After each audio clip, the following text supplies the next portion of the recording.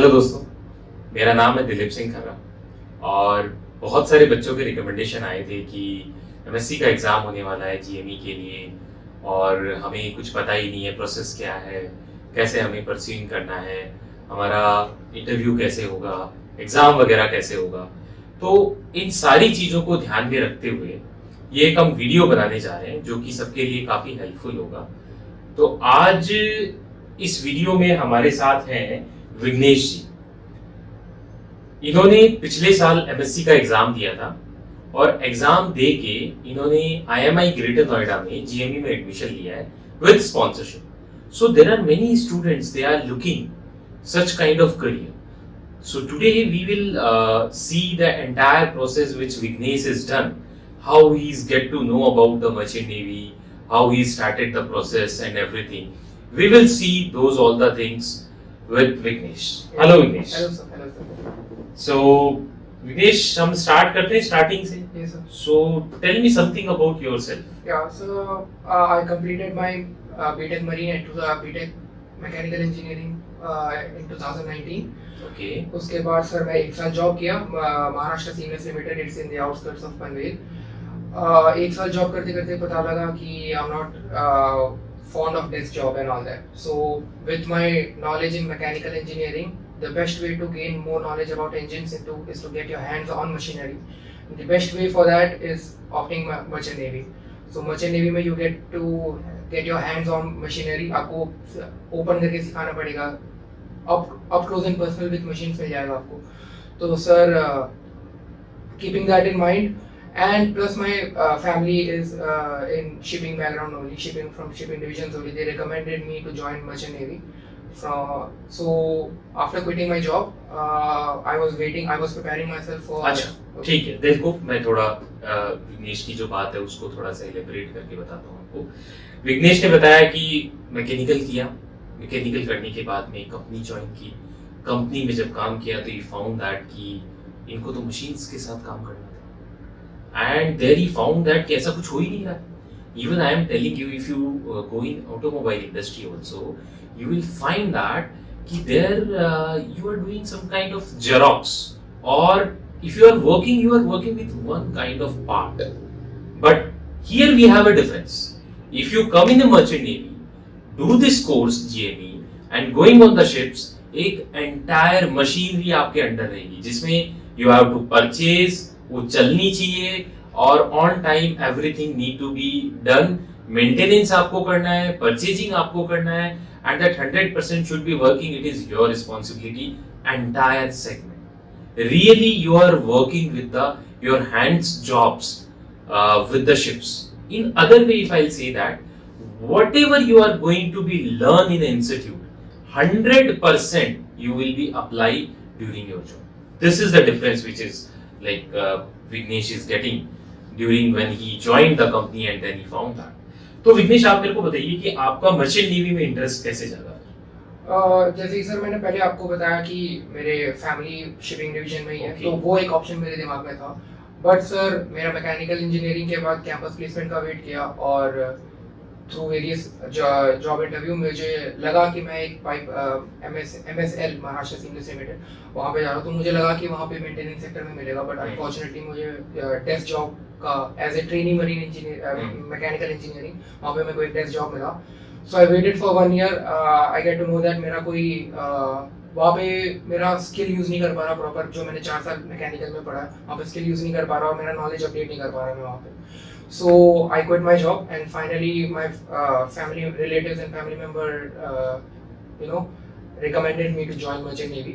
वहाँ पे फिर मैंने खुद रिसर्च किया अपनी तरफ से कि कितने मेरे मतलब कौन कौन से अच्छे कॉलेजेस है, टॉप कॉलेजेस है, और मैंने मेरे रिज्यूमे लिंक्डइन और वेरियस वाया थ्रू मैं आउटसोर्स करता रहा। तो आपको कैसे पता चला कि आपको एमएससी का कैसे पता लगा कि एमएससी का एक्चुअली मेरे को न्यूज़पेपर में एक ऐड आया था। So I was while currently in preparation. मुझे तो आप जैसे हमारी ऑडियंस को बता सकते हैं कि आपका जो वो न्यूज़पेपर था वो कौन सा था, ताकि वो लोग उसको प्रॉपर फॉलो कर सकें, कौन सा मंथ था जिसमें आपने ये सब सर्च किया?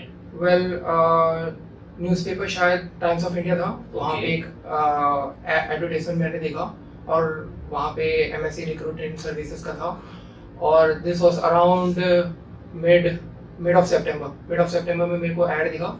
मैंने सीवी वहाँ उनके ईमेल आईडी में मेरा रिज्यूमे सेंड किया और विदिन 20 डेज मेरे को उनसे ईमेल आया कि your resume has been shortlisted for further इसके लिए।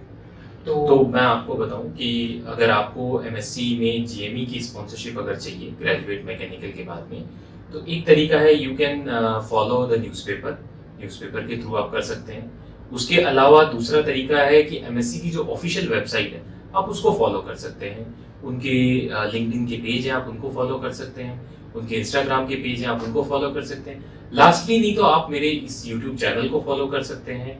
आप IMI की वेबसाइट को भी फॉलो कर सकते हैं। इन सब जगह इसकी इंफॉर्मेशन डाली जाती है जब भी कभी ऐसा कुछ रिक्रूटमेंट स्टार्ट होता है। तो ये इसके बारे में था। अच्छा ठीक है, अब आते हैं नेक्स्ट स्टेप पे। आपने सीवी बना लिया, भेज दिया, उन्होंने कांटेक्ट कर लिया। अब आप हमें थोड़ा सा बताएंगे कि how this exam is like, what is the syllabus, what is the timing, these things.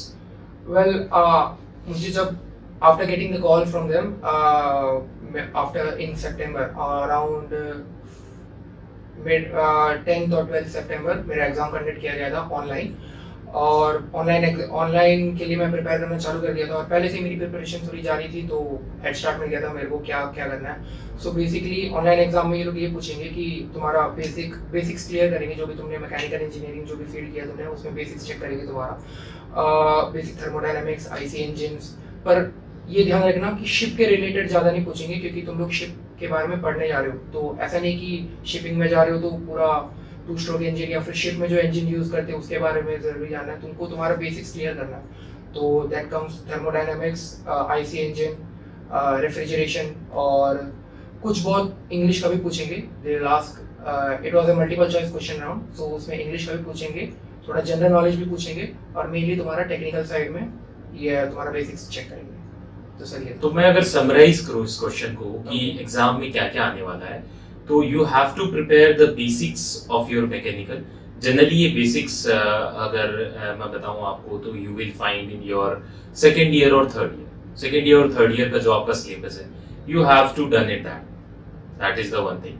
And apart from this you have to be little good in general knowledge, right? Yes, sir. And your English is very important. As you know, in the merchant navy, if you want to join, your writing and speaking should be very perfect. तो आपको ये, अगर आपकी preparation में कहीं week है तो आपको ये तो प्रिपेयर कर ही लेना एग्जाम के बारे में। फिर एग्जाम के बाद में क्या हुआ?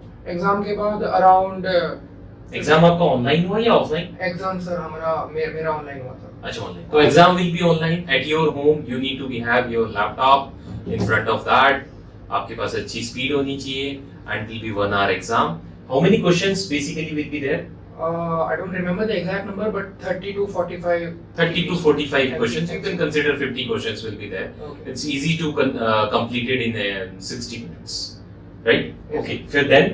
उसके बाद सर नेक्स्ट स्टेज मैंने वेट किया। उसके बाद मेरे को ईमेल वापस आया कि you have been again shortlisted for the next phase of the selection criteria which is interview.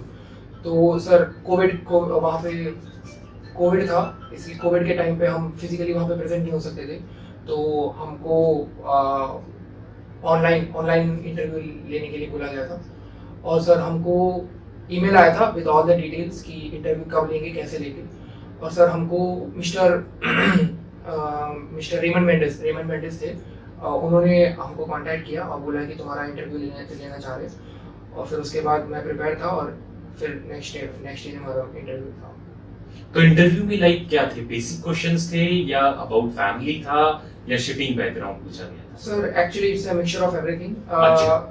Basically वो लोग इंटरव्यू में बेसिकली देखा जाए तो ये लोग तुम्हारा फ्लुएंसी चेक करेंगे, इंग्लिश का फ्लुएंसी चेक करेंगे कि कितना फ्लुएंट हो, how good are you in English तुम्हारा। उसके बाद मैंने जस्ट मेरा पास्ट डिग्री मैकेनिकल इंजीनियरिंग था, तो मेरा 4th ईयर के प्रोजेक्ट के बारे में पूछा और उस प्रोजेक्ट का कॉन्सेप्ट को लेके उन्होंने उसके बेसिक्स पूछे। तो जैसे मेरा project automatic solar power lawn mower था, तो उसमें कौन सा सेंसर लगा, कौन सा बैटरी लगा, कितने पावर का मोटर लगा, PLDC कितना RPM का मोटर लगा, ब्लेड कौन सा यूज़ किया, ब्लेड का मटेरियल क्या था, लाइक ऑल दैट। तो वहाँ से तुम्हारा बेसिक्स तुम लोग पूछेंगे। तो बेसिकली मेरे को मशीनरी और इलेक्ट्रिसिटी और उसके बारे में पूछने लग गए थे वहाँ से, उसके उसके बाद। Okay. So then basically the interview में they will ask you your project which you have done in a fourth year. इसका मतलब ये होगा second year, third year will be covered in your exam, fourth year will be covered in your interview, and actually the fluency part, English writing skill they have checked it in exam, और जो fluency part है they are going to be checking the interview, and basis on that finally the person will get selected, and then probably the list is shared with IMI Greater Noida. Then IMI Greater Noida is going to be contact you for your training period, Yeah, right? Is it the process? Yes, sir. So now you just let me know, like you have done a training in BTech Mechanical college also, Yeah. and now we are going to closing your training over here also. एक Yes. साल पूरा complete होने को जा रहा है in IMI Greater Noida. Correct. तो just let me know कि क्या आपको difference लगा, मतलब is really कोई difference लगा, या फिर मतलब जो पुरानी ट्रेनिंग थी और इस ट्रेनिंग में कोई खास अंतर नहीं, क्या रहा मतलब? वेल सर डिफरेंस तो रहा, क्योंकि सर यहाँ पे बेसिकली बड़ा सा एक सिमुलेशन रूम है, इंजन सिमुलेशन रूम है, जो आपको बताएगा कि शिप पे जाने के बाद कैसा सिमुलेशन, वहाँ पे इंजन कंट्रोल सब कुछ वहाँ पे डिटेल मिलेगा। और बेसिकली मेन इंपॉर्टेंट यहाँ पे कि फुल्ली टू स्केल यहाँ पे शिपिंग कैंपस है। यहाँ पे बेसिकली 2 स्ट्रोक इंजन का बहुत बड़ा मॉडल है। वहाँ का हर एक कंपोनेंट, हर एक जनरेटर, हर एक डीजल, हर एक कंप्रेसर, हर एक रेफ्रिजरेशन यूनिट, सब कुछ डिटेल में यहाँ पे ये कॉलेज में मेंशन दिखाया गया, बिल्ड किया गया। और यहाँ पे वो सब हमको अच्छे से बताएंगे। तो एक्चुअली हम जब शिप में जाएंगे तो हमको वो झटका नहीं लगेगा कि हम फुली प्रिपेयर रहेंगे। हमको बेसिकली प्रिपेयर करेंगे कि क्या आपको वहाँ पे शिप में देखने को मिलेगा, और प्रॉपर नॉलेज, क्योंकि जैसे मैंने पहले बताया था कि the only way to update your knowledge is to get your hands on machinery. तो तुमको वो यहाँ पे एक छोटा सा ट्रेनिंग टाइप मिल जाएगा आपको, जो वहाँ पे शिप में मेरे को लग रहा है कि फर्दर बहुत हेल्प करेगा। जैसे हमने स्टार्टिंग में जो बात की थी कि ये जो ट्रेनिंग है it's more on hands job training type of that, so like he is saying everything is in 1:1 scale.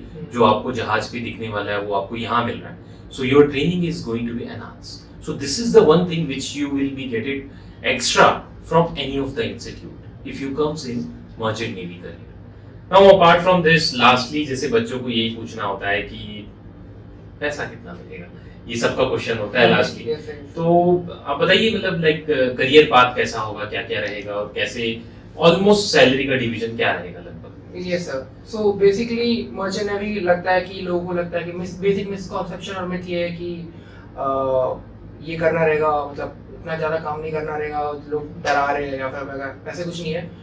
It's high risk high reward kind of situation. तुम्हारा रिस्क बहुत हाई रहेगा, तुमको बहुत एक्सट्रीम कंडीशंस में work करने रहेंगे, बहुत गर्मी रहेगी और बहुत टायरिंग जॉब रहेगा, but the ultimate reward is very good. आपको उतना ही रिवॉर्डिंग मिलेगा, आपको जगह जगह घूमने को मिलेगा, पोर्ट टू पोर्ट घूमने को मिलेगा। It has its own perks with its own risk. तो जैसे कि बोला गया था, सैलरी मेरा तो एमएससी में स्पॉन्सरशिप है, तो बेसिकली एमएससी कंटेनरशिप्स ही है। तो as a trainee marine engineering जैसे और 5th इंजीनियर, मेरे को लग रहा है मेरा सैलरी अराउंड $570 रहेगा per month. Very good. 570 as a stipend बहुत अच्छा जॉब होता है। If you will compare with the mechanical industry, तो स्टाइफन लोग फ्री में कर रहे होते हैं, वहाँ पे पैसा भी नहीं देते। अगर पैसा दे भी रहे होते हैं तो 5,000 8,000 maximum, but here as a trainee as a stipend he is getting $570, almost $600, so you can compare, it's a very good amount, it's heavy amount. तो जैसे आपका ट्रेनिंग कंप्लीट हो जाएगा, then later on what will be the post will be given to you? I will be joining as a 5th engineer, ठीक है, और trainee marine engineering, बहुत एक ही पोजीशन है, and I will be working under 4th engineer. तो 4th engineer मेरे को command देगा, वो बताएगा, मैं उसके अंदर काम करूंगा। वो लोग जो भी हेल्प मांगेंगे मैं directly I will be answerable to 4th engineer. So उसके बाद से मैं क्लाइम करूंगा, मेरा 5th इंजीनियर रहेगा, फिर 4th इंजीनियर रहेगा, फिर 3rd, फिर 2nd, फिर chief engineer. That would be my journey in ship. तो लगभग क्या सैलरी स्केल रहेगा, जैसे एज ए 5th इंजीनियर क्या रहेगा आपका? 5th इंजीनियर सर फ्रॉम $600 तो मेरे को लग रहा है सर $1,000 तक टच कर लेगा। Okay, as a 4th engineer?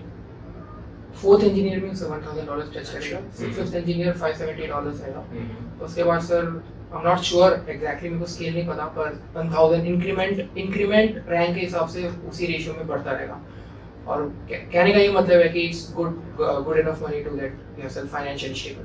तो जैसे कि इन्होंने बताया कि as a 5th engineer will be get $600, as a 4th engineer will get it almost like $2,000. Then when he become a third engineer, it will like $3,000. When he's become as a second engineer, it will be $5,000. When he'll become a chief engineer, it will depend on the ships again, but almost you'll get it more than $10,000. Now, if you compare per month $10,000, it is a good amount. 8-9 lakhs rupees which you are getting in a per month. Again, you don't need to pay any kind of tax.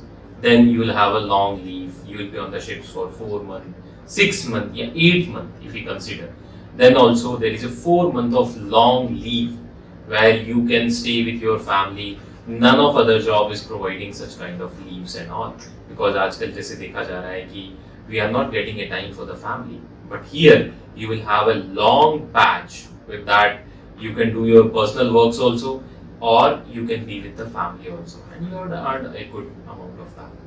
So this is all about that. I think we had covered everything, but still, if we have left it something, you please do comment on this and kindly share with all the students who are going to be appearing this year exam. I must say to everyone, all the best for your exam and do your well. I think this video is going to be help to everyone. Thank you. Thank you. Thank you, sir.